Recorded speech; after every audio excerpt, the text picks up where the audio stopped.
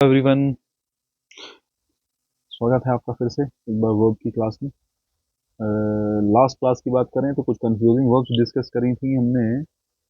जैसे वर्ब जिसमें वर्ब की दो थर्ड फॉर्म्स होती हैं, एक एडजेक्टिव बन रही होती है, एक मेन वर्ब बन रही होती है, तो दोनों में फर्क होता है। उस डिफरेंस को हमने थोड़ा सा देखा कि कहाँ पे कौन सी वर्ब आएगी, ये पेपर में बड़ा पूछा जाता है। ये बात हमने लास्ट डिस्कस करी थी। ठीक है। उसके बाद उसके बाद देखो, कुछ शब्द हैं मेरे पास और जिसके बारे में हम डिस्कस कर सकते हैं। पेपर में बड़े पूछे जाते हैं। धीरे धीरे धीरे धीरे आपके सामने रखता हूँ, सुनो ध्यान से जरा। हम्म, जैसे देखो, समझ में तो सेंटेंस ही आएगा। एक्शन को दिखा रहा है तो वर्ब की थर्ड फॉर्म है। ठीक है।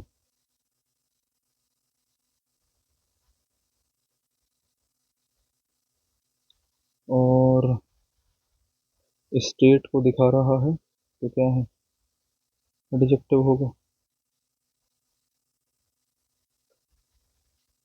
अच्छा, एक बात बताओ। जैसे मैं आपसे कहूँ कि मेरे पास एक शब्द है डाई। मैं आपसे कहूँ कि मेरे पास एक शब्द है डाई, तो आप कहिए सर, डाई की थर्ड फॉर्म क्या होती है? बोले डाई, डाइड, डाइड। तो डाई की थर्ड फॉर्म क्या बनेगी? अगर मैं डाई की थर्ड फॉर्म निकालूं, बोले सर डाइड बनेगी। मैंने कहा यार बढ़िया बात है, थर्ड फॉर्म बनेगी डाइड। फिर मैंने कहा कि अच्छा, एक शब्द डेड भी होता है, एक शब्द क्या भी होता है? डेड भी होता है। अच्छा, दोनों में क्या फर्क है? देखो, डेड एडजेक्टिव है और डाइड वर्ब की थर्ड फॉर्म है। डाइड वर्ब की क्या है? थर्ड फॉर्म है। बोले सर अच्छा, लेकिन आपको भी सर थर्ड फॉर्म भी तो एडजेक्टिव बनती है। मैंने कहा हाँ यार, बनती तो है। अब देखो दोनों में क्या फर्क होगा, ये बताता हूँ। जैसे एक शब्द है मेरे पास एक्सेप्ट। क्या शब्द है? एक्सेप्ट। अगर मैं इसकी थर्ड फॉर्म निकालूं तो क्या निकलेगी? क्या बनेगी? एक्सेप्टेड बनेगी। और अगर मैं एक शब्द की बात करूं तो आपने एक शब्द सुना होगा, एक्सेप्टेबल। एक शब्द एक्सेप्टेबल होता है, एक एक्सेप्ट एक्सपेक्टेबल है, सॉरी एक्सेप्टेबल है, और एक एक्सेप्टेड है। अच्छा, एक हमारे पास शब्द आपने सुना होगा, सक्सेस। तो अगर सक्सेस की थर्ड फॉर्म निकाल लूं तो सक्सेस की थर्ड फॉर्म क्या बनेगी?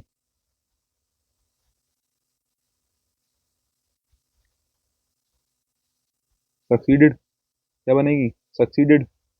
अच्छा, अगर मैं एक शब्द देखूं तो आपने सक्सेसफुल नाम का एक शब्द सुना होगा। बढ़िया। ठीक है सर। अच्छा, जैसे एक शब्द आपने सुना होगा, एग्री। एग्री की थर्ड फॉर्म एग्रीड होती है। ठीक है। और एक होता है शब्द एग्रीएबल। क्या शब्द होता है? एग्रीएबल। देखो, एक चीज और बता दूं तुम्हें काम की। किसी शब्द के लास्ट में एबल लगा हो, ठीक है, एबल लगा हो, फुल लगा हो, और इससे पहले क्या बता के आए? और यूएस लग बता के आए। अगर ये शब्द किसी वर्ड के लास्ट में लगे हैं तो जाति से वो क्या होगा? एडजेक्टिव होगा। समझ रहे हो? क्या होगा? वो एडजेक्टिव होगा। इसकी जो हमारी पार्ट्स ऑफ स्पीच है वो क्या होगी? एडजेक्टिव होगी। एक बात तो रही है। अब तुम कहोगे सर समझाना क्या चाह रहे हो, ये तो बताओ। बात तो बहुत सारी बता दी। देखो, मैं ये कहना चाह रहा हूँ, ये सब के सब वर्ब की थर्ड फॉर्म है, और ये सब के सब क्या है? एडजेक्टिव है। अब मैं दोनों को क्लैरिफाई करूंगा, लेकिन टेंशन ना लो, मैं पहले एक दो सेंटेंस लिखता हूँ, तभी ये बात तुम्हें समझ में आ पाएगी बेहतर तरीके से। ठीक है। एक दो सेंटेंस लिखता हूँ, उसके बाद देखो। पहले सेंटेंस लिखते जरा। जैसे ये सेंटेंस एग्जाम का है।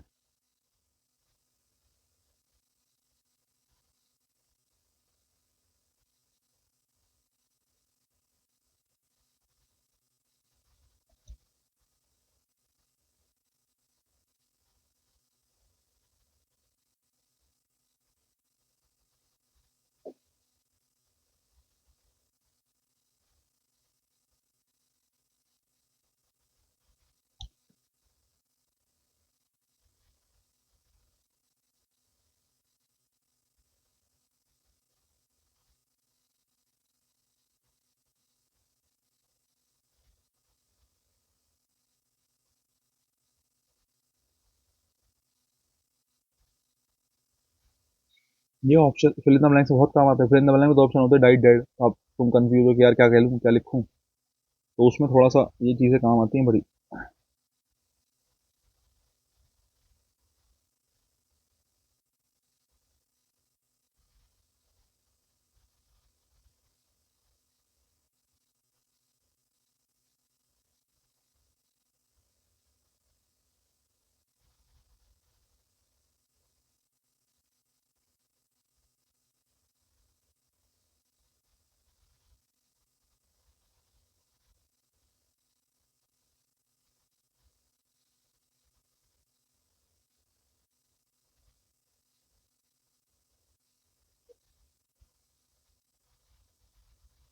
We have offered them some acceptable या accepted offer. अब ध्यान से देखो, 4 सेंटेंस है। हम्म, हम्म, देखो, मैं तुम्हें ये बताना चाह रहा हूँ दोनों में, अब ध्यान से सुनना। मैं इन दोनों में ये डिस्कस करना चाह रहा हूँ, सीधी सीधी बात है कि कुछ शब्द जो है ऑलरेडी एडजेक्टिव है बाय बर्थ। जैसे मैं तुमसे कहूँ कि डेड नाम का एक वर्ड है मेरे पास, मैं तुमसे कहूँ डेड क्या है, किसी डेड जो है वो ऑलरेडी एडजेक्टिव है। इसमें आपने कुछ ट्रांसफॉर्मेशन नहीं करी, कुछ बनाया नहीं है। डेड नाम का एक शब्द है, वो एडजेक्टिव ही है, समझ रहे हो?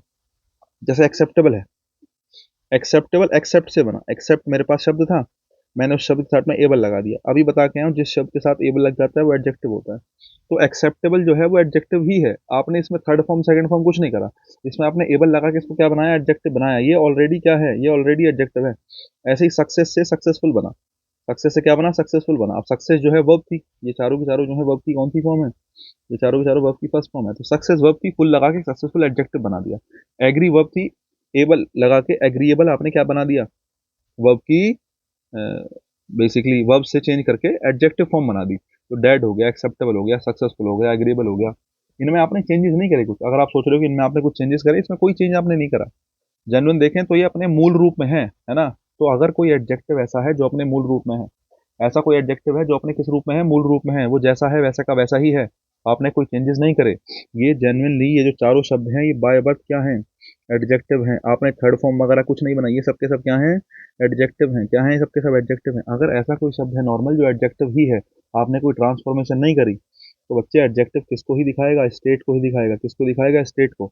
आप कहो सर मुझे एक्शन दिखाना हो, अगर एक्शन दिखाना है तो मैं आपको पहले ही बता चुका हूँ, कल की क्लास में भी हमने डिस्कस करा है। अगर एक्शन दिखाना है तो एक्शन दिखाने के लिए वर्ब की कौन सी फॉर्म चाहिए होती है, थर्ड फॉर्म। वर्ब की थर्ड फॉर्म मेन वर्ब होती है, जो कि किसको दिखाती है, एक्शन को। बेचारा एडजेक्टिव तो किसको दिखा रहा होता है, एडजेक्टिव किसको दिखाता है, स्टेट को। फिलहाल यहाँ थर्ड फॉर्म की बात नहीं हो रही, यहाँ बात हो रही है नॉर्मल एडजेक्टिव की। तो अगर कहीं नॉर्मल एडजेक्टिव भी आया है तो वो भी किसको दिखाएगा, वो भी स्टेट को दिखाएगा। लेकिन अगर एडजेक्टिव आपको स्टेटिक ना चाहे, कैसा चाहिए, बोले सर मुझे ऐसा एडजेक्टिव चाहिए जो किसको दिखा रहा हो, एक्शन को दिखा रहा हो। तो अगर एक्शन को दिखाने वाला एडजेक्टिव चाहिए, तो आपको वर्ब की थर्ड फॉर्म का यूज करना है। किसका यूज करना है, थर्ड फॉर्म का। तो मैं आपसे कहूँ डाइड और डेड में क्या फर्क है, देखो ये डाइड वर्ब की थर्ड फॉर्म है, मैं आपसे कहूँ एडजेक्टिव बन सकता है, भाई बिल्कुल बन सकता है। ये जो वर्ब की थर्ड फॉर्म है यहाँ पे, ये वर्ब की थर्ड फॉर्म एक्शन को दिखा रही है, क्या बन सकती है, एडजेक्टिव बन सकती है। मैंने कहा यार बन तो सकती है, मैंने कहा यार बन तो सकती है, बिल्कुल बन सकती है ना? तो आप कहोगे सर दोनों में क्या फर्क है, अभी तो आपने कहा कि ये वर्ब है, अभी आप इसको एडजेक्टिव कह रहे हो, अभी आप इसको भी एडजेक्टिव कह रहे हो। मैंने कहा यार बात तो ठीक है, लेकिन दोनों फिलहाल एडजेक्टिव के यूजेस में फर्क है। पहले मैंने दो थर्ड फॉर्म ले ली, एक थर्ड फॉर्म को मेन फॉर्म मान लिया, एक थर्ड फॉर्म को एडजेक्टिव मान लिया पिछली वाली क्लास में। आज मैं कह रहा हूँ कि एडजेक्टिव के भी दो फॉर्म्स हो सकते हैं। एक तो वर्ब की थर्ड फॉर्म, वर्ब की थर्ड फॉर्म एडजेक्टिव बनती है, मैंने कहा यार बनती है। वर्ब की थर्ड फॉर्म क्या बनती है, एडजेक्टिव बनती है, मैंने कहा बिल्कुल बनती है। एक एडजेक्टिव वो है जिसमें कोई आपने चेंजेस नहीं करे, वो ऐसा का ऐसा ही है। तो जो मूल रूप है, जो मूल फॉर्म है, जैसा का ये डेड, एक्सेप्टेबल, सक्सेसफुल, एग्रीबल, जैसा का जैसा ही है, जैसा बना है, उस सिचुएशन को या उस फॉर्म को क्या कहा जाएगा, उस फॉर्म को एडजेक्टिव ही कहा जाएगा। लेकिन वो एडजेक्टिव किसको दिखाएगा, स्टेट को दिखाएगा। आप कहोगे एक्शन को दिखाना है, तो एक्शन को दिखाना है तो इन वाले एडजेक्टिव की जगह कौन सा एडजेक्टिव यूज कर लो, वर्ब की कौन सी फॉर्म वाला, थर्ड फॉर्म वाला। जो वर्ब की थर्ड फॉर्म वाला एडजेक्टिव होगा, ये किसको दिखा देगा, एक्शन को दिखा देगा। अगर इन दोनों की कंपैरिजन करें, अब ये थोड़ी थ्योरेटिकल बात लग रही होगी, सेंटेंस में बताता हूँ। मैंने कहा दे announce the names of the people, उन्होंने उन लोगों के नाम अनाउंस करे, है ना, उन लोगों के नाम अनाउंस करे जो मर गए हैं, है ना, इन द वॉर, किसमें, वॉर में। उन लोगों के नाम अनाउंस करे गए हैं, उन लोगों ने उनके नाम अनाउंस करे हैं जो वॉर में मर गए हैं। देखो एक बात बताऊं, ऐसी सिचुएशन में एडवर्ब देखना होता है केवल।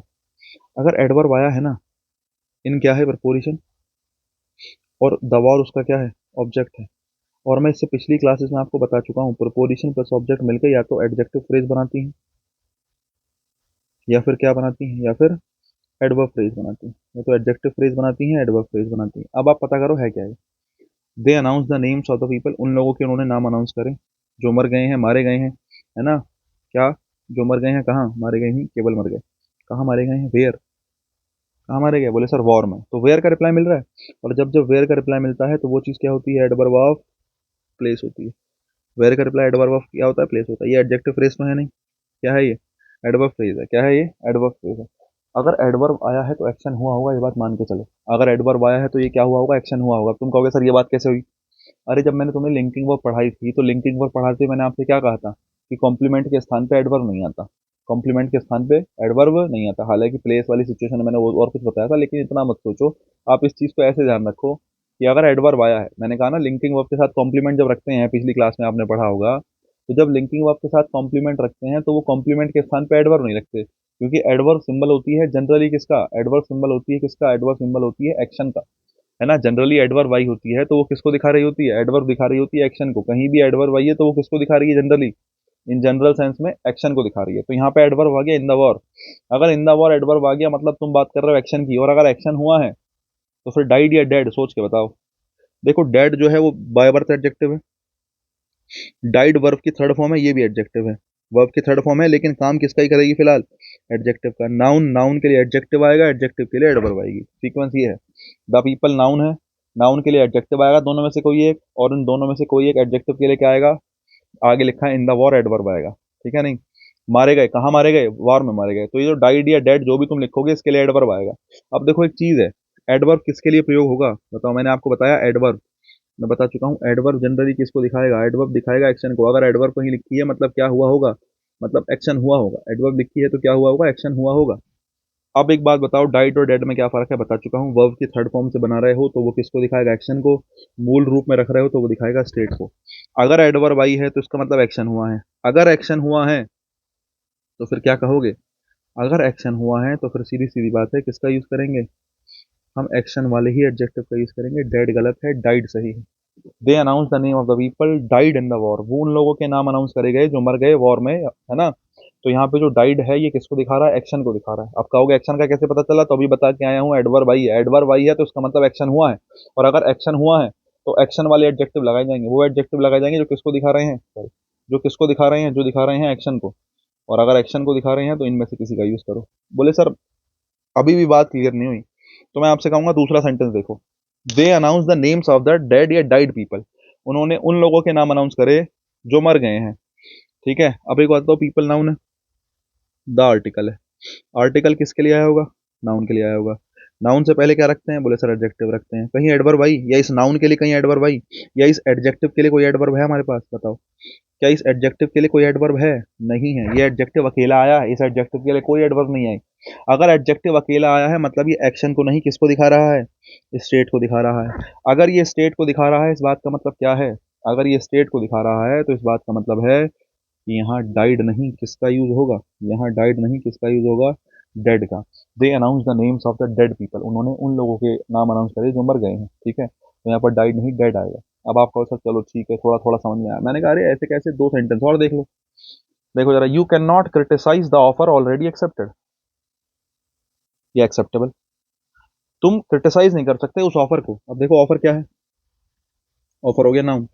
ऑफर क्या है, ऑफर हो गया, बोले सर नाउन। ऑलरेडी एडवर्ब होता है ना, ऑलरेडी एडवर्ब होता है। ऑलरेडी मतलब पहले से ही, टाइम को दिखा रहा है ना। किसको दिखा रहा है, टाइम को, कि पहले से एक्सेप्ट हो गया। तो ऑफर जो है नाउन है, और नाउन के साथ यहाँ पे एडवर्ब रखा है। तो सोच के देखो एडवर्ब आएगा, एडवर्ब नाउन के लिए तो आया नहीं होगा। अरे एडवर्ब किसकी क्वालिटी बताता है, क्या एडवर्ब नाउन की क्वालिटी बताता है, नहीं बताता। एडवर्ब एडजेक्टिव की क्वालिटी बता सकता है।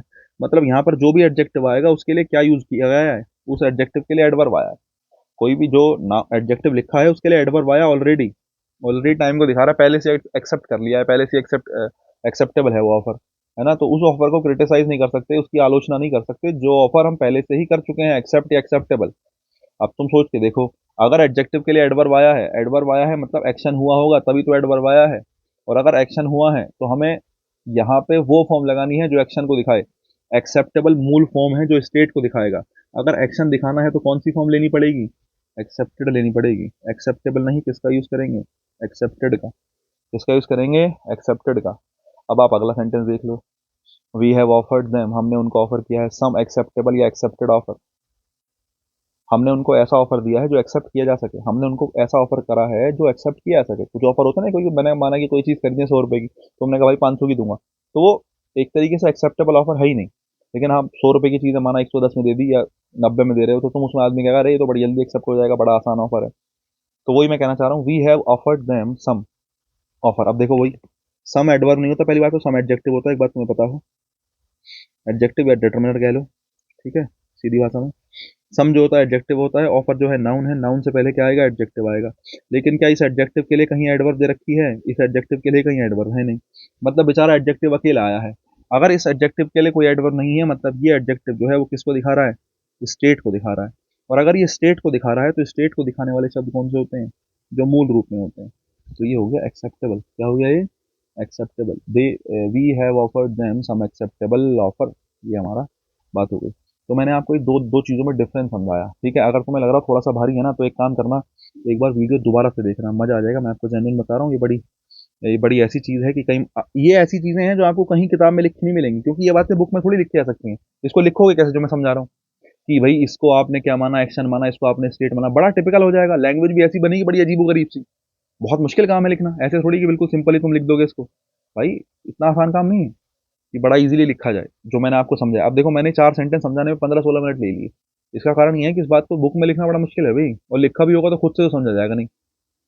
तो कोशिश करो, एक बार अगर नहीं समझ में आए एक बार फिर से देख लो, लेकिन बहुत काम की चीजें हैं। आ जाओ जरा, अब तुम ये बात समझ गए होंगे, अगर मैंने ऊपर वाली बात समझाई है, तो यहाँ से फिर कुछ सेंटेंस बनते हैं। यहाँ से फिर कुछ सेंटेंस बनते हैं। आप कहोगे सर कैसे सेंटेंस, जरा बताओ। मैंने कहा देखो मैं बताता हूँ। ये सेंटेंस नहीं, फ्रेज देखो पहले, जैसे पेपर में पूछे जाते हैं। मैंने कहा, एक मैं पूछता हूँ कंफ्यूजिंग क्वेश्चन, और एक मैं पूछता हूँ कंफ्यूज्ड क्वेश्चन। जैसे कि है ना, जैसे आपने मूवी देखी होगी the amazing Spiderman, the amazing Spiderman और द अमेज्ड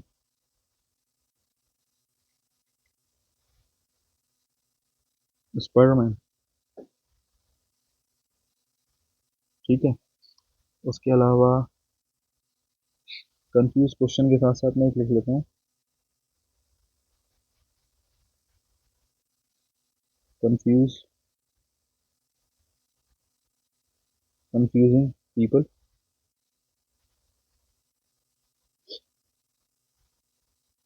कंफ्यूज्ड पीपल।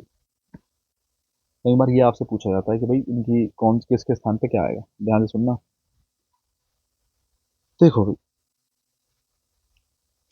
दो चीज यूज करेंगे, तो एक आईएनजी फॉर्म यूज करिए, एक थर्ड फॉर्म यूज करिए। देखो ध्यान से सुनना, मैं तुम्हें पार्टिसिपल पढ़ाया है, बोले सर पढ़ाया है। पार्टिसिपल दो टाइप के बताए हैं, प्रेजेंट पार्टिसिपल और पास्ट पार्टिसिपल, ठीक है साहब। प्रेजेंट पार्टिसिपल होता है वर्ब की आईएनजी फॉर्म, पास्ट पार्टिसिपल होता है वर्ब की थर्ड फॉर्म।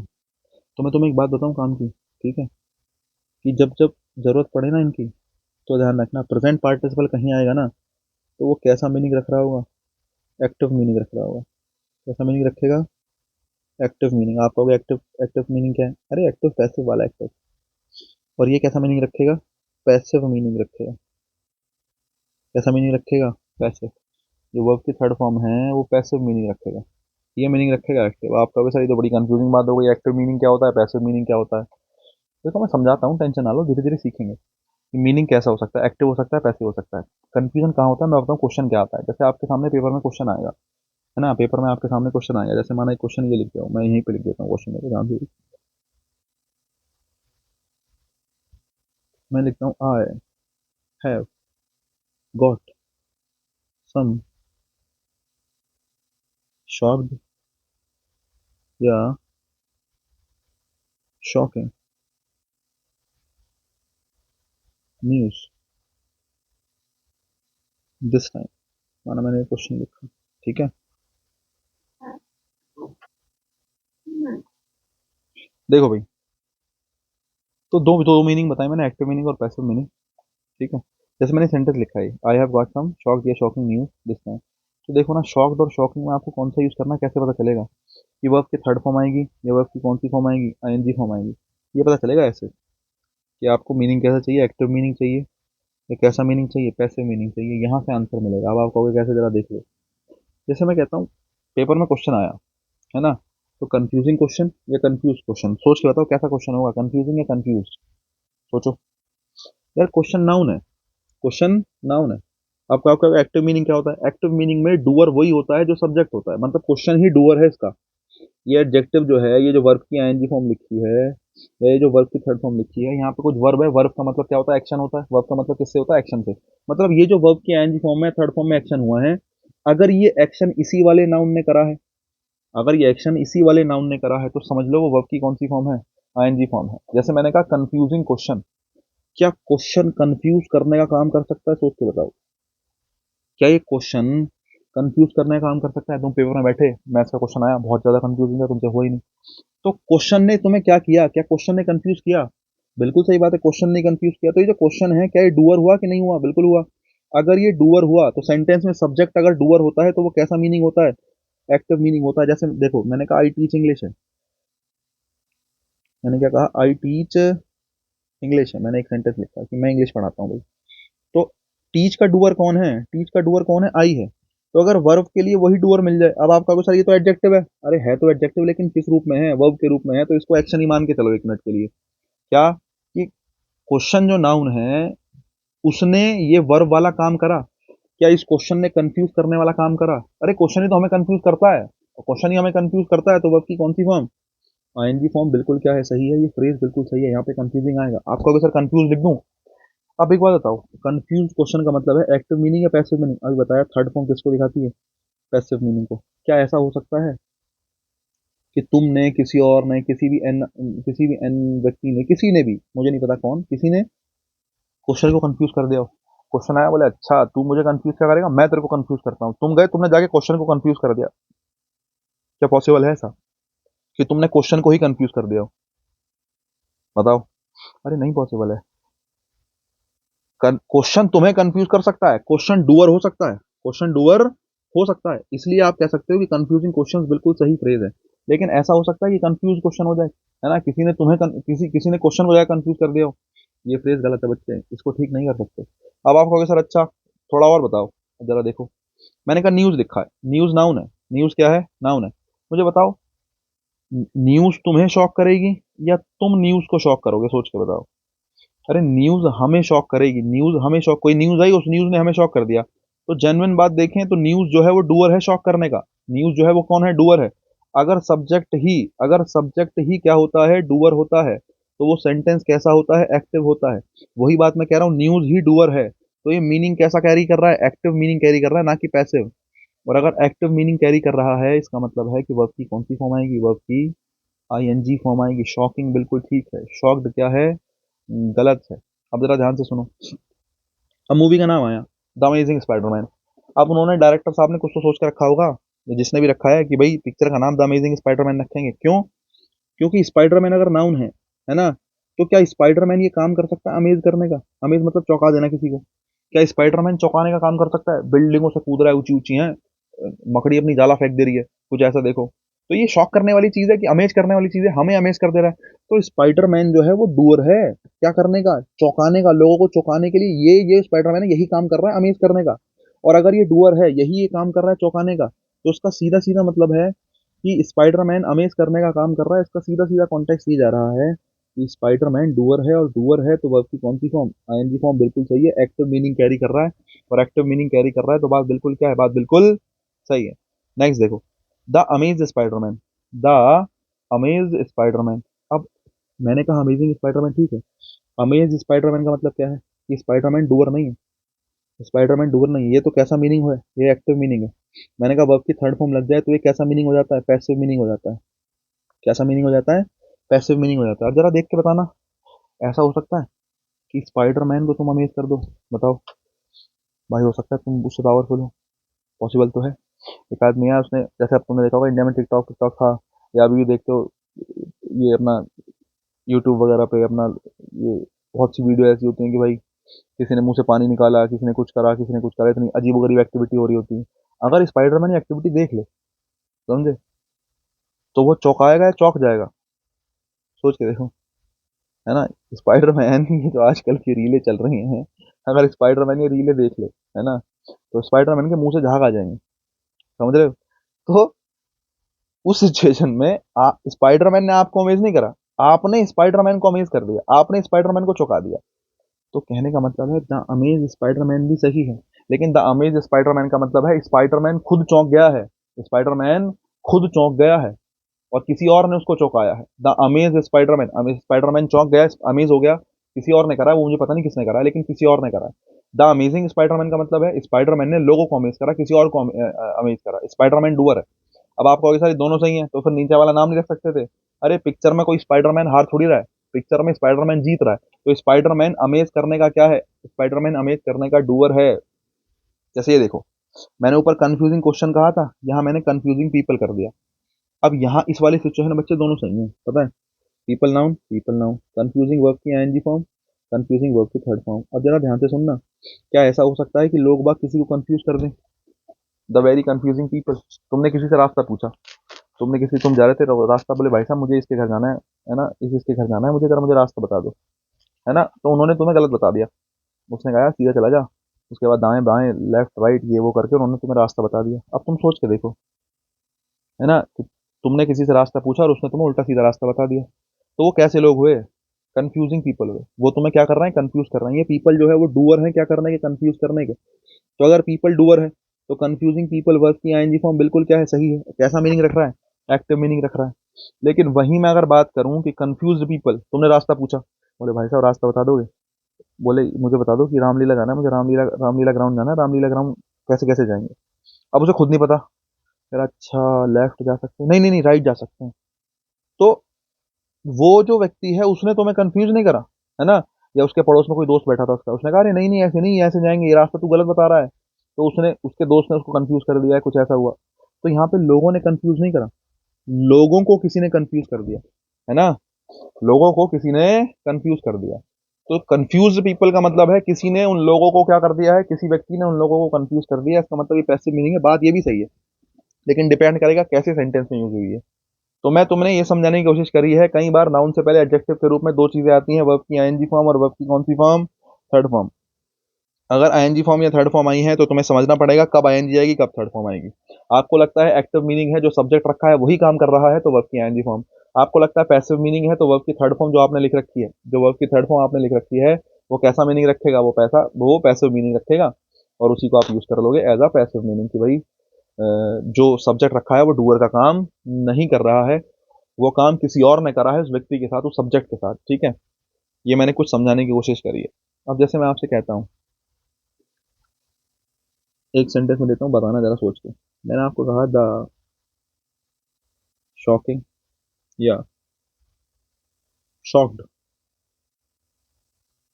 द शॉकिंग या शॉक्ड मैन गॉट स्पीचलेस। जो शॉकिंग या शॉक्ड मैन है वो क्या हो गया, वो स्पीचलेस हो गया, आपने कहा। अब मैन नाउन है, बोले सर हाँ। नाउन से पहले एडजेक्टिव आएगा, बोले सर हाँ।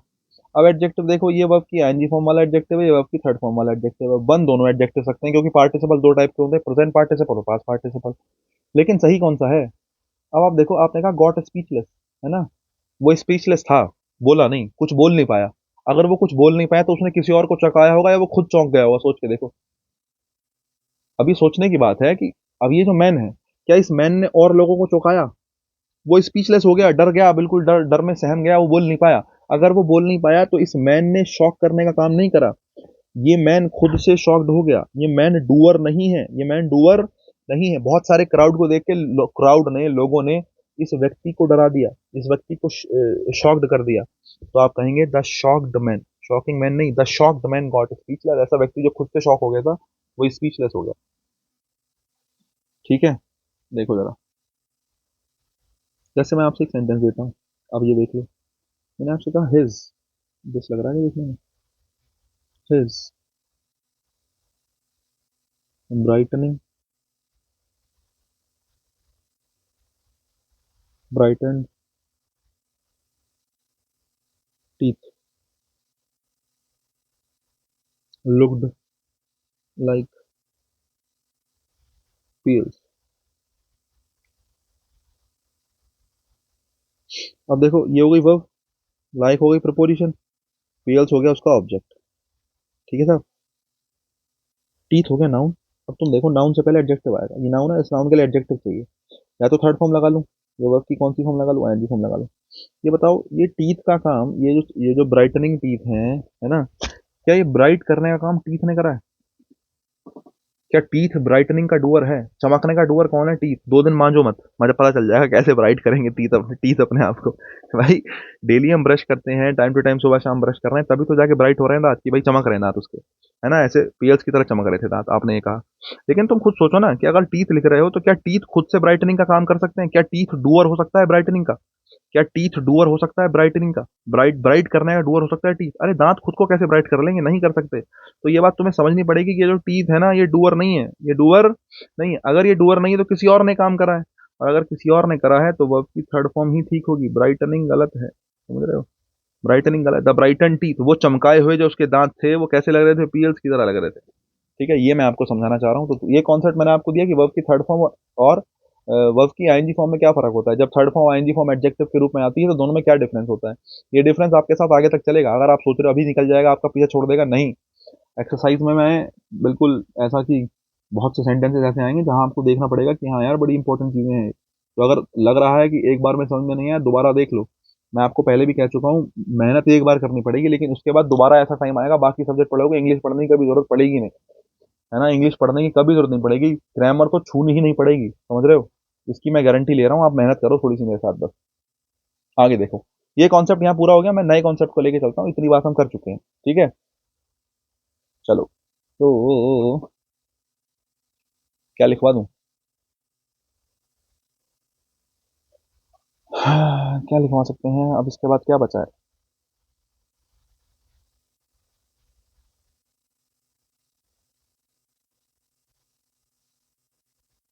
हम्म,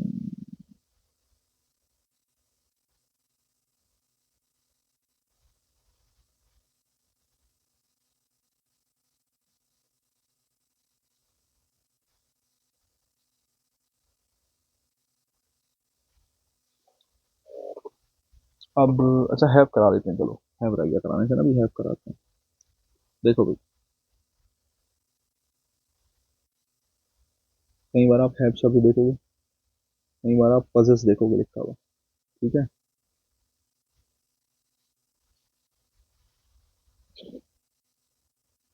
हैव मिल सकता है, पजेस मिल सकता है, ऑन मिल सकता है। तीनों का मतलब होता है अधिकार होने से। किसी चीज पर आपका क्या है? किसी चीज पर आपका अधिकार है। क्योंकि आईएनजी फॉर्म थर्ड फॉर्म की बात करी है, तो मैं ये बात आगे लेके चलता हूँ इसी तरीके से। इसका मतलब अधिकार होने से होता है ना? और आपका किसी चीज पर अधिकार होना परमानेंट एक्शन है। कैसा एक्शन है? परमानेंट एक्शन है। आपको अगर किराए पे ले लिया तो कोई चीज, बोले मेरे पास घर है, मैंने कहा अच्छा, बोले लेकिन किराए का है। अरे जब तक पैसे दे रखे हैं तब तक आपका ही है, समझे? तो अधिकार हमेशा परमानेंट होता है। किसी चीज पर आपका अधिकार है, कैसा एक्शन है? परमानेंट एक्शन है। कैसा एक्शन है? परमानेंट एक्शन है। और अगर ये परमानेंट एक्शन है तो जब जब अधिकार वाली बात होगी, इनमें से किसी की भी आईएनजी फॉर्म की कोई जरूरत नहीं है। आपको लगता है कि एक्शन परमानेंट है तो आईएनजी फॉर्म की जरूरत है ही नहीं। आपको लगता है कोई एक्शन टेम्परेरी है ना? यहाँ से देखो, मैं आपको एक बात बताता हूँ। अगर आपने कोई एक्शन देखा, कोई एक्शन हुआ है, आपको लगता है वो परमानेंट एक्शन है। कैसा एक्शन है? परमानेंट एक्शन है, बिल्कुल परमानेंट। तो आईएनजी फॉर्म कभी नहीं बनेगी, ध्यान रखना। और आपको लगता है वो टेम्परेरी एक्शन है, ठीक है? नहीं, कैसा लगता है आपको वो, कि वो टेम्परेरी एक्शन है? तो ध्यान रखना, टेम्परेरी एक्शन में वर्ब की आईएनजी फॉर्म बन सकती है, कोई दिक्कत की बात नहीं है। टेम्परेरी एक्शन में जनरली आईएनजी फॉर्म ही आएगी। तो दोनों चीजें ठीक हैं, डिपेंड करेगा सेंटेंस पे। अब आप कहोगे सर थोड़ा सा सेंटेंस दो तो समझ में आए क्या कहना चाह रहे हो, ठीक है? देखो जरा, जैसे मैंने आपसे एक बात कही कि नंबर डालते हैं, आई एम हैविंग अब रेस्ट। दूसरा देखो, I am having a car. तीसरा देखो, आई एम हैविंग लंच। चौथा देखो, हम्म, और क्या?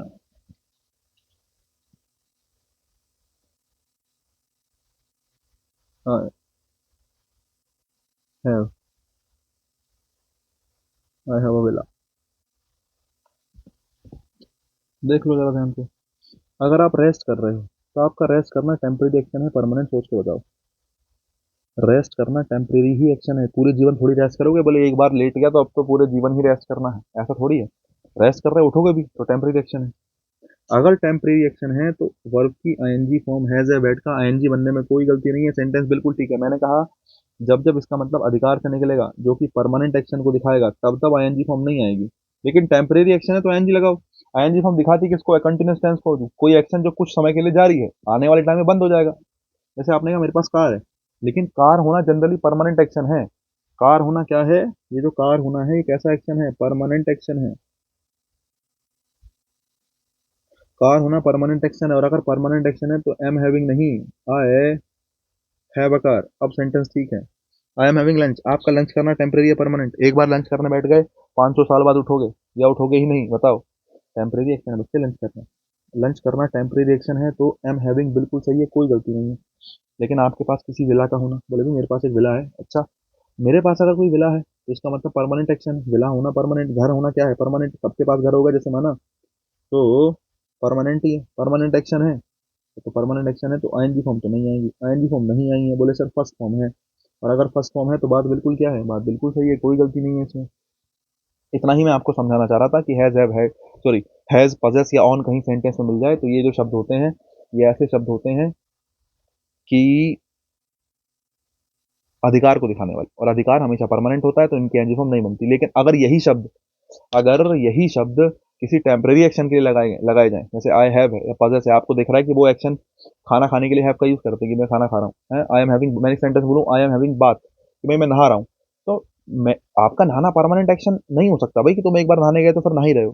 टेम्परेरी एक्शन होगा, और टेम्परेरी होगा तो आई एम हैविंग बात बिल्कुल ठीक है। आई एम हैविंग बात बिल्कुल ठीक है। लेकिन मैंने कहा I am having a book या आई हैव अ बुक। तुम्हारे पास कोई किताब है तो परमानेंट है, परमानेंट है तो I have a book, not having a book. ठीक है, दोनों में इतना फर्क है।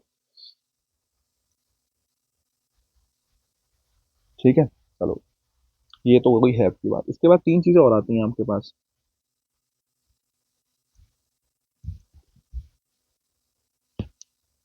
देखो, आपको देखने के लिए मिलेगा कंप्राइज ऑफ। कंप्राइज के साथ ऑफ बड़ा आता है, पेपर में बहुत पूछता है।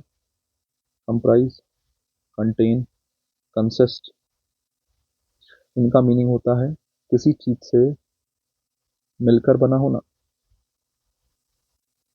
इनका मीनिंग होता है किसी चीज से मिलकर बना होना। कोई चीज है जिससे मिलकर बना है। ठीक है, किसी चीज से मिलकर बना होना। कोई चीज किसी चीज से मिलकर बनी, जैसे माना मेरे हाथ में एक वॉच है, रबड़ की बनी है। वॉच अगर है रबड़ की बनी है, इस बात का मतलब क्या है? आप यही थोड़ी कि आज रबड़ की बनी है सुबह को कल देखूंगा तो प्लास्टिक हो जाएगी। रबड़ है तो रबड़ की रहेगी। या उसका जो, मैं कहता हूँ जो उसका स्ट्रैप है वो रबड़ का है, तो वो रबड़ का ही रहेगा, परमानेंट एक्शन है। और अगर ये किसी चीज से मिलकर बना होना है, ये परमानेंट एक्शन है। कैसा एक्शन है? Permanent action. और परमानेंट एक्शन है तो किसको दिखाएंगे? स्टेट को दिखाएंगे। किसको दिखाएंगे? स्टेट को। और स्टेट को दिखाएंगे तो आप कह सकते हैं इन शब्दों की जनरली आईएनजी फॉर्म नहीं बनेगी। इन शब्दों की आईएनजी फॉर्म नहीं बनेगी। एक सवाल और यहाँ से बनता है, पूछो क्या? सवाल ये बनता है कि कंप्राइज के साथ जनरली एग्जामिनर ऑफ लिख के देता है, तो कंप्राइज के साथ ऑफ आ सकता है? आ सकता है। बोले सर अभी तो मना कर रहे थे आप, कंप्राइज के साथ ऑफ आ भी सकता है? नहीं, तो ध्यान रखना, अगर सेंटेंस एक्टिव है, एक्टिव वॉइस है, तो ऑफ की कोई जरूरत नहीं है। क्यों? क्योंकि कंप्राइज ट्रांजिटिव वर्ब होती है। कंप्राइज कैसी वर्ब होती है? ट्रांजिटिव। लेकिन कंप्राइज अगर पैसिव वॉइस में आया है, कौन से वॉइस में आया है? पैसिव वॉइस में आया है, तो उसके साथ ऑफ बिल्कुल सही है, कोई दिक्कत नहीं। अब आप कहोगे सर ये क्या बात हुई, एक्टिव में ऑफ नहीं आएगा और पैसिव में ऑफ आएगा? अरे देखो, पैसिव वॉइस में क्या होता है, ऑब्जेक्ट सब्जेक्ट बन जाता है ना। जैसे मैं एक सेंटेंस लिखता हूँ, फिर वो एक ही सेंटेंस है जो तुम्हें सब कुछ सिखा देगा, क्योंकि आई टीच इंग्लिश। तो टीच अगर ट्रांजिटिव वर्ब है तो कोई प्रपोजिशन क्यों लेगी? ये सीधा अपना ऑब्जेक्ट बनाएगी। Same goes with comprise, comprise के साथ भी सेम सिचुएशन है। कंप्राइज ट्रांजिटिव वर्ब है, और अगर ट्रांजिटिव वर्ब है तो वो अपने साथ ऑफ क्यों लेगी? बोले सर ऑफ तो नहीं लेगी यार, ये बात तो बड़ी इजी है। लेकिन अगर पैसिव वॉइस में जाएंगे तो क्या प्रपोजिशन जरूरत पड़ेगी? बिल्कुल पड़ेगी यार। इंग्लिश सब्जेक्ट बन गया, देखो, टीच का हो गया is taught, English is taught, I. अब इस आई, अब देखो आई ऑब्जेक्ट जो था तुम्हारा वो क्या बन चुका है? अब सब्जेक्ट बन चुका है। ठीक है, ये जो आई सब्जेक्ट है इसको कैसे लिखोगे? बाय मी। तो ये जो आई है बाय मी से जुड़ गया। बताओ कि स्टॉट के पास कुछ है अभी? बताओ। पैसिव वॉइस में वर्ब के पास ऑब्जेक्ट नहीं होता। अगर आपको नहीं पता है ये वाली बात, यहां से सीख लो। अगर कोई सेंटेंस पैसिव वॉइस में रखा है तो उस पैसिव वॉइस में जो वर्ब है उसके पास ऑब्जेक्ट नहीं होगा, क्योंकि वो ऑब्जेक्ट क्या बन चुका? वो ऑब्जेक्ट सब्जेक्ट बन चुका है यार। पैसिव वॉइस में वर्ब के पास ऑब्जेक्ट नहीं होता, क्योंकि जो ऑब्जेक्ट है वर्ब के साथ रखा हुआ वो सब्जेक्ट बन चुका है शुरुआत में जाके। ये इंग्लिश आ गया देखो। इसीलिए कहते हैं कि पैसिव वॉइस में वर्ब के बाद प्रपोजिशन की जरूरत पड़ती है। जैसे यहाँ पे बाई आया है, ऐसे ही कंप्राइज अपने साथ में क्या लेगा? बाई ना लेके क्या ले लेगा? ऑफ ले लेगा। बाई ना लेके क्या ले लेगा? ऑफ ले लेगा। बस इतनी सी बात है कि बाई की जगह किसका यूज कर लोगे? ऑफ का यूज कर लोगे, और कुछ नहीं है। मैं इतनी ही बात आपसे कहना चाह रहा हूँ। ठीक है, एक बात। ठीक है, कंप्राइज के बारे में मैंने बात कर ली कि कंप्राइज कैसी वर्ब होती है? ट्रांजिटिव वर्ब है। कंप्राइज कैसी वर्ब है? ट्रांजिटिव वर्ब है। इसके साथ एक्टिव वॉइस में ऑफ नहीं आएगा, ये डायरेक्ट अपना क्या लेगी? ऑब्जेक्ट लेगी। लेकिन अगर पैसिव वॉइस है तो पैसिव वॉइस में ऑफ का यूज करना पड़ेगा। एक रही ये बात। अब आप कहोगे सर और कुछ बात है इससे रिलेटेड? मैंने कहा अरे बिल्कुल है यार। क्या? देखो, कंप्राइज जो होता है ना, वो किसके बराबर होता है? कंसिस्ट ऑफ के। कंप्राइज किसके बराबर होता है? कंसिस्ट ऑफ के। आप कहोगे ये वाली बात क्या हुई सर, ये तो समझ में आई नहीं। अभी जरा एग्जाम्पल देंगे तो सब समझ में आएगा। काहे परेशान हो रहे हो, जरा देखो। मैं आपसे ये कहूँ, अगर मैं आपसे ये कहूँ सारी बातें छोड़ के, पहला सेंटेंस क्या? This team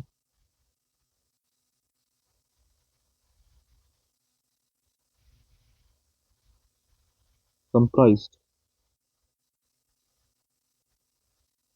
of 11 players। और दूसरा मैं ये कहूँ 11 players are comprised of this team। अब जरा ध्यान से देखना, ये सेंटेंस वर्ब की सेकंड फॉर्म लिखी है ना? ये सेंटेंस वर्ब की कौन सी फॉर्म लिखी है? या सेकंड फॉर्म छोड़ो, फर्स्ट ही कर लो। पूछो क्यों? क्योंकि नीचे वाला फर्स्ट के हिसाब से बना है ना। This team comprises of 11 players. ये टीम 11 प्लेयर से बनी है। वर्ब की सेकंड फॉर्म लिखी है। पैसिव वॉइस तो है नहीं, कैसा वॉइस है? फर्स्ट फॉर्म लिखी है फिलहाल तो क्या है? एक्टिव वॉइस है। और मैं ऊपर बता चुका हूँ एक्टिव वॉइस में कंप्राइज के साथ ऑफ नहीं आता है। क्यों नहीं आता है? क्योंकि ट्रांजिटिव वर्ब है। आप कहोगे सर ऐसे मैं तो नहीं मानता, खाओ माँ कसम, है ना वही बात। हमारे जेवलिन थ्रोअर वाली। ठीक है, अब समस्या ये है कि आप पता कर लो ना मेरे कहने से क्या होगा। कंप्राइजेस क्या है? ट्रांजिटिव वर्ब है। कैसे पता करते हैं? व्हाट का रिप्लाई, होम का रिप्लाई करें। दिस टीम कंप्राइजेस, मैंने कहा ये टीम जो है मिलकर बनी है ना? मैं पूछूं किससे मिलकर बनी है ना? तो आप कहोगे 11 प्लेयर से। किससे मिलकर बनी है? 11 प्लेयर से। तो कंप्राइज जो है वो ट्रांजिटिव होती है, और अगर ट्रांजिटिव होती है तो कंप्राइज के साथ ऑफ की कोई ज़रूरत नहीं है। लेकिन एक चीज़ आपको सीखनी पड़ेगी। पूछो क्या? अगर मैं चाहूँ तो कंप्राइज को चेंज कर सकता हूँ कंसिस्ट से। आप ऐसे लिखो ना, दिस टीम। बोले सर मैं तो ऑफ हटाना नहीं चाहता, मैं तो लगाऊंगा ऑफ जरूर, मेरा दोस्त है ऑफ। मैंने कहा ठीक है यार, तो कंप्राइज की जगह क्या लिख सकते हो? Consist of. समझ रहे हो? Consist of 11 players. कैसे? जरा देखो भाई, कंप्राइज होती है ट्रांजिटिव वर्ब तो डायरेक्ट अपना ऑब्जेक्ट पकड़ती है। कंसिस्ट होती है इंट्रांजिटिव वर्ब। अगर ये इंट्रांजिटिव है तो ये तो ऑब्जेक्ट लेने से रही।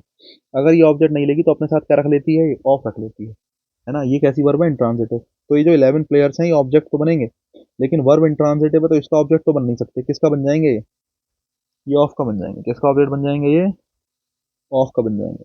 ठीक है, तो this team consist of 11 players, ये सेंटेंस भी ठीक है। अगर कंप्राइज लिखना है तो ऑफ हटा लो, और ऑफ लिखना है तो कंसिस्ट लिख लो। ये रही दो बात। दूसरी बात, अगर मैं इस सेंटेंस का पैसिव बनाऊं तो देखो जरा। मैंने इस सेंटेंस का पैसिव बनाया है ना। 11 प्लेयर्स इज या आर, वर्ब की फर्स्ट फॉर्म का चेंज करा, is am are plus verb की थर्ड फॉर्म में। 11 players are comprised of this team. अब तुम अगर समझदार हो तो तुम्हें ये बात समझ में आ जाएगी कि सेंटेंस इज एम आर के साथ थर्ड फॉर्म लिखी है, पैसिव वॉइस में है। पैसिव वॉइस में है तो फिर आप इसका यूज करोगे, और का यूज है, ऑफ का यूज कर लोगे। ऑफ बिल्कुल सही है, पैसिव वॉइस में ऑफ का यूज सही है। तो ये दो बातें मैंने आपको बताई, ध्यान रखने की हैं। ठीक है, तीनों को लेकर याद रखना। कंटेन हो गया, कंप्राइज हो गया, कंटेन हो गया, कंसिस्ट हो गया, किसी चीज से मिलकर बना हो ना। आईएनजी फॉर्म में आते नहीं है, स्टेट को दिखाते हैं। कंप्राइज कंसिस्ट से लेकर दो नियम बड़े इंपॉर्टेंट है जो मैंने आपको लिखवा दिए हैं, ध्यान रखने वाली चीज़ है। इसमें इतना ही था कंटेन कंप्राइज में, इसमें कोई दिक्कत की बात है नहीं।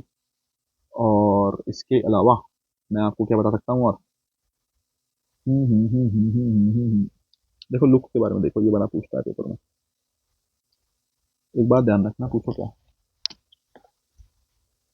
लुक मिल जाए कहीं, सीन मिल जाए कहीं, कहीं अपीयर मिल जाए, ठीक है।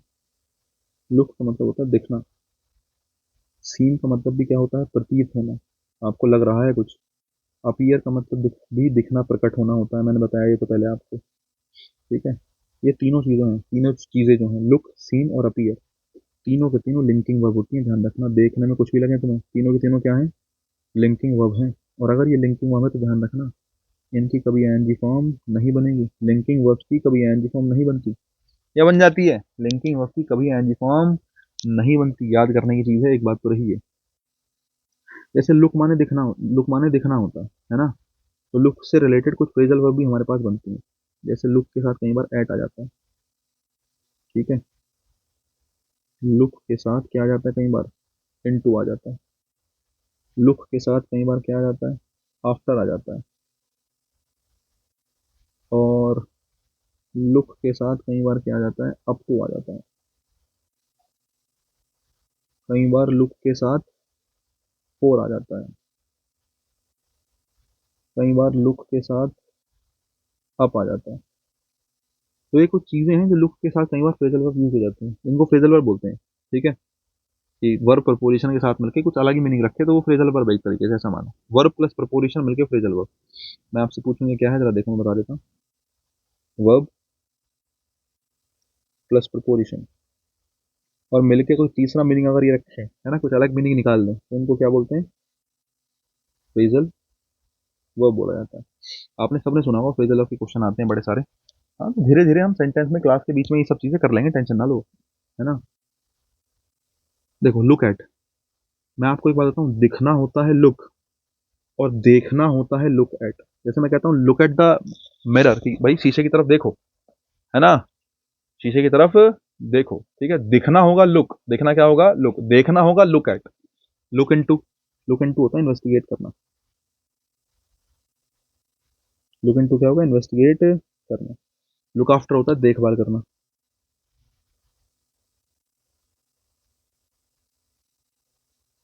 लुक आफ्टर होता है देखभाल करना। Look up to, look up to होता है to respect. Look for, look for होता है टू सर्च, तलाशी वगैरह लेने के लिए लुक फॉर यूज करते हैं। लुकअप होता है, लुकअप भी वैसे तो सर्च ही है, ठीक है, लुकअप भी क्या ही है, सर्च ही है, लेकिन किसी बुक वगैरह में से कुछ ढूंढ रहे हो तुम, ठीक है, to search from book, dictionary, है ना, बुक समथिंग, कुछ ऐसे में से कुछ ढूंढ रहे हो, तो उसके लिए लुकअप आता है। जैसे मैंने कहा कोई तुम वर्ड ढूंढ रहे हो वोकैबुलरी का डिक्शनरी में, so you are looking up a word related to this that, जो भी तुम कहोगे, कि आप इससे रिलेटेड कोई शब्द ढूंढ रहे हो। कमरों की तलाशी ले रहा है कोई, है ना, तुम किसी पीजी में रह रहे हो, वार्डन आ गया, उसने कमरों की तलाशी ली मान लेते हैं, तो कमरों की तलाशी लुक फॉर है, सर्च कर रहे हो, वो सर्च कर रहा है। तुम बुक वगैरह में, डिक्शनरी वगैरह में कुछ सर्च कर रहे हो तो वो लुकअप है। दोनों में फ़र्क होता है, ठीक है।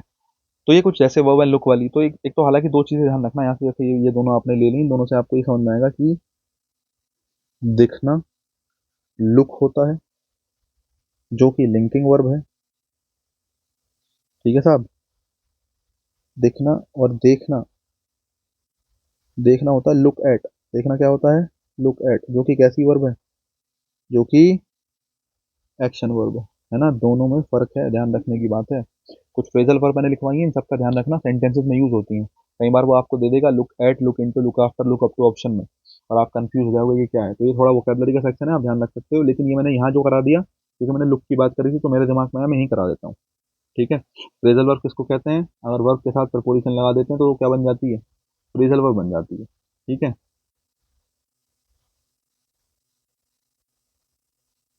देखो जरा, अब मैं कुछ बातें कर लेता हूँ काम काम की, कुछ वर्ब लिखता हूँ मैं आपके सामने, जैसे लुक, मैंने अभी लिखी है ना, लुक, सीन, अपीयर, मैंने तीनों पढ़ा दी। Have, possess, on. ठीक है, उसके बाद लिखो think, believe, consider, contain, comprise, consist. उसके बाद लिखो सी, फील, स्मेल, टेस्ट, हियर। ये कुछ पेयर हैं। लुक, सीम, अपीयर, तीनों दिखवा दिए, तीनों की एनजी फॉर्म नहीं बनती, बता दिया, तीनों के तीनों लिंकिंग वर्ब की तरह बिहेव करते हैं। हैव, पजेस, ऑन, तीनों के तीनों एक जैसे हैं, तीनों में से किसी की आईएनजी फॉर्म नहीं बनती जब तक ये अधिकार को दिखा रहे हैं, किसी चीज पे अधिकार है तो आईएनजी फॉर्म नहीं बनेगी। कंटेन, कंप्राइज, कंसिस्ट, किसी चीज से मिलकर बना होना, स्टेट है, इनकी आईएनजी फॉर्म नहीं बनती। आईएनजी के अलावा कंप्राइज के साथ ऑफ नहीं आता, कंसिस्ट के साथ ऑफ आता है। कंप्राइज के साथ ऑफ लगाना है तो सेंटेंस एक्टिव की जगह पैसिव में होना चाहिए, ये बात मैं बता चुका हूँ। ठीक है, अब बात बचती है थिंक, बिलीव, कंसीडर, एक पेयर ये कराना है। सी, फील, स्मेल, टेस्ट, हियर, एक पेयर ये कराना है। ठीक है, थिंक, बिलीव, कंसीडर एक साथ कराए जाएंगे और तीनों का मीनिंग भी ये लगभग सेम है। ये सी, फील, स्मेल, टेस्ट, हियर, इनका भी मीनिंग सेम ही है, मैं आपको बताऊं। आप कह रहे हो अरे सर कैसी बात कर रहे हो, है ना, स्मेल अलग चीज़ है, सी अलग चीज़ है, टेस्ट अलग चीज़ है, हियर अलग चीज़ है, सबके मीनिंग अलग अलग है। अरे पांचों के मीनिंग सेम है, मैं बताऊंगा कैसे हैं, टेंशन ना लो। तो ये वाले दो पेयर कराने हैं, जरा एक सेकंड रुको। एक ये और एक ये भी करा दूंगा, टेंशन ना लो। और कुछ वो और लिखवाता हूँ, ध्यान से सुनो नीचे। नोटिस है, नीड है, फिट है, सूट है,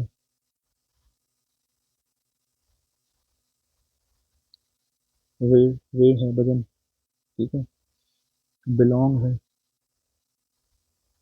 वांट है, लैक है,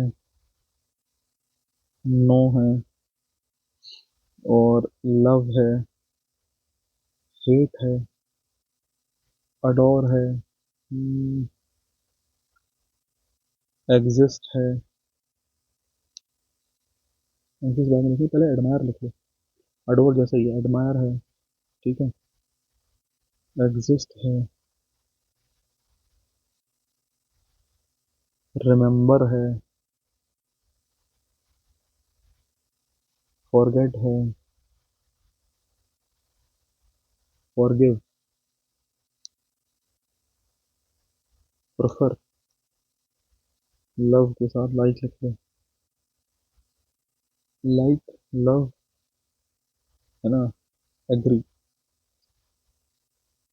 ये स्पेस पे जितनी वर्ब लिखी हैं, जनरली इन वर्ब्स की आईएनजी फॉर्म, जनरली इन वर्ब्स की आईएनजी फॉर्म नहीं बनती, क्योंकि ये सारी की सारी वर्ब्स, है ना, क्योंकि ये जितनी भी वर्ब्स हैं ये सारी की सारी वर्ब्स कैसे एक्शन को दिखाती हैं, परमानेंट एक्शन को दिखाती हैं। कैसे एक्शन को दिखाती हैं, परमानेंट एक्शन। अब आप कहोगे सर परमानेंट एक्शन कैसा है, जरा मुझे बताओ। देखो, हर एक वर्ब के पीछे अपना अपना रीजन है ना। एक्शन कैसा है, परमानेंट एक्शन। अब तुम कहोगे सर जैसे लव है ना, लाइक है। लव और लाइक परमानेंट एक्शन है यार, ये एक बार हो गया तो फिर हो गया। अब ये बिल्कुल ऐसा परमानेंट ही चलेगा कि अगर एक बार आपने कहा इफ यू लव समवन तो इट इज परमानेंट, कि भाई ये एक परमानेंट एक्शन है। अब जैसे एक दिन मेरे से क्लास में एक बच्चा बोला, बोले सर ब्रेकअप हो गया, सर क्या होगा। तो मैंने कहा "यार, बात तो सही है कि ब्रेकअप हो गया तो परमानेंट तो रहा नहीं।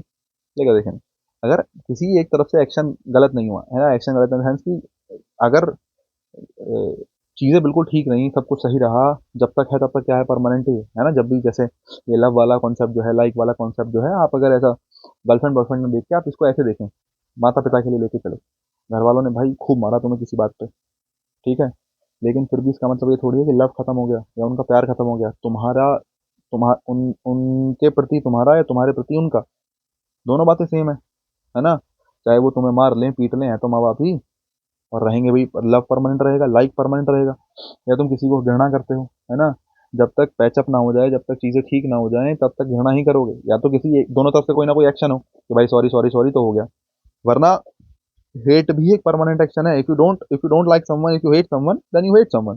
ये एक परमानेंट एक्शन है, किसी को अडोर करना, ठीक है नहीं, किसी को एडमायर करना, किसी की प्रशंसा कर रहे हो, तो ये कैसा एक्शन है, किसी की प्रशंसा करना? ये जनरली परमानेंट एक्शंस होते हैं, है ना? किसी की प्रशंसा तुम कर रहे हो, किसी को एडमायर कर रहे हो, यार बड़ी अच्छी बात है भाई, तुम तो बड़े सुंदर लगते हो, ये है वो है, तो it's kind of a permanent action. तो ये जो भी एक्शन होंगे परमानेंट होंगे। अच्छा, इसके बाद जैसे वजन है, वे, कोई चीज है 700-800 ग्राम की, मैंने कहा 1 किलो की कोई चीज है, 1 किलो चीनी है, यार 1 साल बाद भी वो 1 किलो ही रहेगी, ऐसे थोड़ी 1 किलो चीनी कम हो जाएगी या कुछ और हो गया, है ना? वो 1 किलो है तो 1 किलो है ही। कोई चीज फिट है ना, कोई चीज फिट है, बोले सर मेरे जीन्स बड़ी फिट आती है वाली, मैंने कहा यार अच्छी बात है तुम्हें फिट आ रही है, बोले अगले साल तो मोटे हो गए, भाई मोटे तुम हो गए वो चीज है, लेकिन जीन्स की फिटिंग सेम ही है, जैसी जीन्स है जैसी है वैसी की वैसी रहेगी। तुम्हें किसी चीज की नीड है बहुत जेन्युइन, अब उल्टी सीधी चीज की नीड नहीं कि भाई तुमने कहा कि अरे मुझे तो यार एक फोन चाहिए था एप्पल, है ना, मुझे एप्पल आईफोन 20 तुम कुछ मांग लो कि भाई ये चाहिए मुझे, तो वो तो बेकार की बात हो गई। लेकिन नीड जो बेसिक नीड्स है, खाना चाहिए, भूख लग रही है, वो ऐसा थोड़ी कुछ देर बाद मिट जाएगी, भूख है तो है, वो नीड आवश्यकता है कि चीज की तो है, ठीक है। नोटिस हो गया, ऐसी बिलोंग हो गया, कोई चीज तुमसे बिलोंग करती है ना, है ना, this village belongs to me, कि ये गांव मेरा है, तुम्हारा ही रहेगा पूरा जीवन भर, चाहे तुम वहां से चले जाओ चाहे तुम वहीं रहो। वांट, तुम्हें कोई चीज चाहिए, वही वांट, वही वाली बात हो गई नीड वाली। लैक, किसी चीज की कमी होना, माना कि भाई बारात में कुछ 400 लोगों का खाना था, 450 लोग आ गए, वो अगर वो कमी पड़ गई तो वो कमी पड़ गई, तुम उसमें कुछ नहीं कर सकते कि तुम कह दो कि ना ये पूरा पड़ जाएगा। लैक मतलब कमी, कमी जानना, अरे बड़े सवाल बनते हैं भाई नो के ऊपर। If you know someone then you should know someone, तुम किसी को एक बार जान गए तो वो जानना परमानेंट है। जैसे मैंने तुम्हें पढ़ाया, तुम्हें याद रहेगा कि यार ये एक आदमी ने इंग्लिश पढ़ाई थी हमें, और ऐसे ऐसे बात है ना, हो सकता है कि तुम मेरे को 1 डेढ़ 2 साल बाद भूल जाओ, तुम्हारी नौकरी वोकरी लग जाए, लेकिन हाँ कभी मैं तुमसे मिलूं और तुम्हें मिलकर बताऊं कि यार मैं ऐसे ऐसे ये व्यक्ति हूँ और मैंने आपको इंग्लिश पढ़ाई थी, तो भले से 2 मिनट बाद तुम्हें याद है लेकिन तुम्हें याद आ जाएगा, क्योंकि नो एक परमानेंट एक्शन है, जानना एक परमानेंट एक्शन है, किसी का इस धरती पे एग्जिस्ट करना परमानेंट एक्शन है। अब बोले सर मर जाएगा, अरे वो चीज अलग है, लेकिन एग्जिस्ट करना, जैसे प्लांट्स हैं एग्जिस्ट करते हैं, बोले हाँ करते हैं, खत्म थोड़ी हो जाएंगे, प्लांट्स हैं लगे रहेंगे हमेशा, एग्जिस्ट करते हैं भाई, बिल्कुल सही बात है। तो ये हो गई बात। रिमेंबर और फॉरगेट, किसी चीज का याद रहना, किसी चीज को भूल जाना, है ना, परमानेंट एक्शंस माने जाते हैं। किसी को माफ कर देना, फॉरगिव, ठीक है। प्रेफर करना, किसी एक चीज को किसी दूसरी चीज से प्रेफर करना, जैसे मैं कहता हूँ I prefer tea to coffee, I prefer tea to coffee, की भाई मैं चाय प्रेफर करता हूँ कॉफी के कंपैरिजन में। तो यहाँ से एक बात तो ये है कि प्रेफरेंस दिखाने के लिए प्रेफर यूज कर रहे हैं, प्रेफर के साथ टू आता है, दूसरी बात ये है। तीसरी बात ये है कि प्रेफर परमानेंट एक्शन है, किसी चीज को प्रेफर करना, कि भाई मुझे हमेशा चाय पसंद है कॉफी से ज्यादा, मैं ये कहना चाह रहा हूँ। तो ये जो तुम प्रेफर कह रहे हो ये परमानेंट एक्शन है, और परमानेंट एक्शन है तो आईएनजी फॉर्म बनेगी नहीं। किसी किसी बात से एग्री करना, तुम किसी से एग्री करते हो कि भाई ये बात आपने बिल्कुल सही कही, मैं आपकी बात से 100% एग्री करता हूँ, है ना। अगर आप किसी बात से एग्री करते हो, कोई चीज ठीक लग रही है आपको, तो वो परमानेंट ठीक लग रही है यार, है ना। वो चीज अगर कोई चीज ठीक लग रही थी, ऐसा थोड़ी अरे बड़ा बड़ा सही लग रहा है यार, 1 सेकंड बाद तुम कहो अरे नहीं नहीं बुरा लग रहा है, ऐसे थोड़ी यार, वो चीज परमानेंट है, एक्शन ऐसा है वो परमानेंट है, ठीक है। किसी चीज का सूट करना, ये सब एक्शंस परमानेंट होते हैं, और ये एक्शंस परमानेंट होते हैं तो परमानेंट होने की वजह से जनरली इन एक्शंस की एनजी फॉर्म नहीं बनती है, जनरली इन एक्शंस की एनजी फॉर्म नहीं बनती है। तो ये तो मैंने आपको कुछ वर्ब्स जनरल बता दी, है ना। उसके अलावा ऊपर के 3 पेयर में बता चुका हूँ, अब हमारे ये वाले 2 पेयर बचे हैं, थिंक बिलीव कंसीडर, क्या बचा है, थिंक बिलीव और कंसीडर, और उसके अलावा हमारा बचा है सी फील स्मेल टेस्ट हियर, ठीक है। ये 2 चीजें हमारी बची हैं, चलो इनको भी कर लेते हैं। परमानेंट एक्शन वाली बात मैंने बता दी, ये हमारा पूरा हो गया ऊपर का। अब मैं 2-3 सेंटेंस में लिख देता हूँ, थिंक बिलीव कंसीडर लिख लेता हूँ, देखो बस ज्यादा नहीं, बस ये लास्ट बताऊंगा। अगर कहीं थिंक लिखा है, कहीं बिलीव लिखा है, कहीं कंसीडर लिखा है ना, ये बेसिकली मेंटल स्टेट्स होती हैं। क्या होती हैं, मेंटल स्टेट है। तुम्हारे दिमाग को ये लगता है तुम किसी चीज को सोच रहे हो, है ना। देखो, थिंक जो है वो सोचना नहीं होता, थिंक माने लगना होता है, ध्यान रखना इससे, ठीक है नहीं। थिंक माने क्या होता है, थिंक माने लगना होता है, ठीक है। तुम्हें लगता है, आई थिंक, मुझे लगता है, I think you are right, मुझे लगता है तुम ठीक हो, है ना, मुझे लगता है तुम सही कह रहे हो, तो है ना। थिंक का मतलब सोचने से नहीं है, अभी तुम सोच रहे हो, ठीक है। सोचना जो होता है, थिंक अबाउट होता है, दोनों में फर्क है, अगर तुम्हें ना पता हो तो। थिंक मतलब होता है लगना, तुम्हें कुछ लगता है, तुम कह रहे हो, बोले सर सोचना तो टेम्परेरी है, बोले मुझे पता है सर, मैं सोच रहा हूँ अभी ये सोच रहा हूँ, कुछ देर बाद कुछ और सोचूंगा, मैंने कहा यार बिल्कुल सही कह रहा है यार, तुमने तो गलत बात कही नहीं। लेकिन जो सोचना होता है वो थिंक अबाउट होता है, जो सोचना होता है वो क्या होता है, थिंक अबाउट होता है। किसी चीज का लगना, तुम्हें ऐसा लगता है, तो तुम्हें ऐसा लगता है, तुम्हें लगता है कि मैं जो हूँ गवर्नमेंट जॉब ले लूंगा, तुम्हें लगता है, तुम्हारा लगना है ये, बिल्कुल सही बात है, परमानेंट एक्शन है और इसको मेहनत करके अचीव करना है। लेकिन तुम सोच रहे हो कि अरे मैं ऐसे कर दूंगा, मैं वैसे कर दूंगा, कर कुछ नहीं रहे हो, तो नुकसान की बात है। ठीक है, तो थिंक, बिलीव, कंसीडर, किसी को कंसीडर करना, किसी को बिलीव करना, किसी को थिंक करना, ये तीनों के तीनों मेंटल स्टेट्स हैं, आपके दिमाग की स्टेट्स हैं, और मेंटल स्टेट्स जो है परमानेंट एक्शन है, टेम्परेरी नहीं है।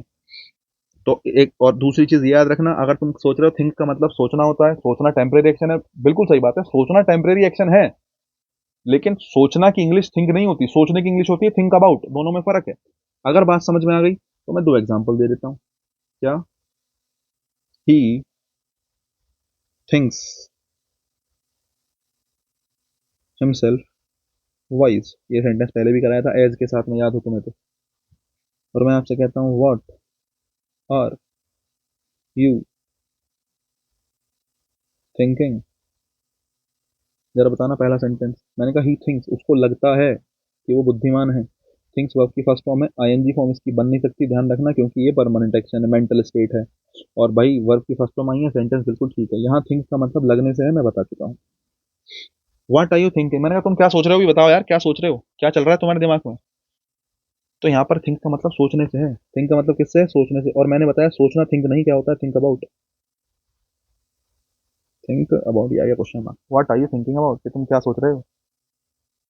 ठीक है, अब देखो समझदार तुम होंगे तो यू सब्जेक्ट है, आर हेल्पिंग वर्ब है, थिंक मेन वर्ब है, अबाउट प्रपोजिशन है, और इस अबाउट प्रपोजिशन का ऑब्जेक्ट कौन है, व्हाट है। मैंने बताया था व्हाट जो है वो क्या बनता है, सब्जेक्ट या ऑब्जेक्ट बनता है। यू सब्जेक्ट है तो व्हाट ऑब्जेक्ट बनेगा। व्हाट ऑब्जेक्ट किसका बनेगा, मैंने कहा प्रपोजिशन आएगी तो 100% क्या लेगी, ऑब्जेक्ट लेगी, तो इस अबाउट का ऑब्जेक्ट कौन बन जाएगा, व्हाट बन जाएगा। एक रही ये बात। तो think, believe, consider mental states होती हैं, ये मैं आपको बताना चाह रहा हूँ। इसके बाद मुझे ये वाली चीजें बतानी है, बस केवल केवल ये वाला तैयार, सी फील स्मेल टेस्ट हियर, ये बात हम करनी है ना। इसके बाद ये वाला, ये जो पोर्शन है वर्ब वाला कि ये परमानेंट वर्ब्स होती हैं, इनके साथ हमेशा मतलब इनकी एनजी फॉर्म नहीं बनती, ये बात, ये वाला कॉन्सेप्ट पूरा हो जाएगा, केवल ये वाली बात हमारी रह गई ये करने से। ठीक है, अगली क्लास में हम यहीं से इस चीज को शुरू करेंगे। ठीक है। चलो, आज के लिए इतना रखते हैं, ठीक है, बाकी काम कल करेंगे। टाटा बाय बाय सभी को।